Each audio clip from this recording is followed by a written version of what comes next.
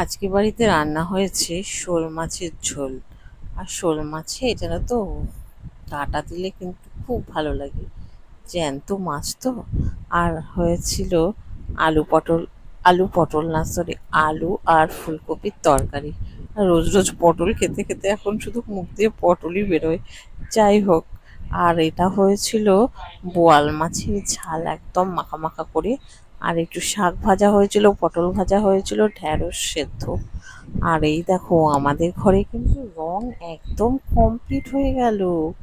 এখনো নিচে কিন্তু মেঝে রয়ে গেছে, টাইলসটা এখনো লাগানো হয়নি, সেটা পরে লাগাবো, এখনই এই মুহূর্তে আর হচ্ছে না।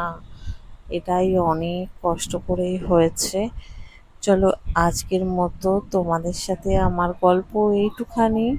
সবাই তোমরা ভালো থেকো, আর হ্যাঁ, ঘরের রংটা কেমন হয়েছে জানিও কিন্তু। আর সবাই পাশে থেকো, সাথে থেকো। আজকের মতো টাটা।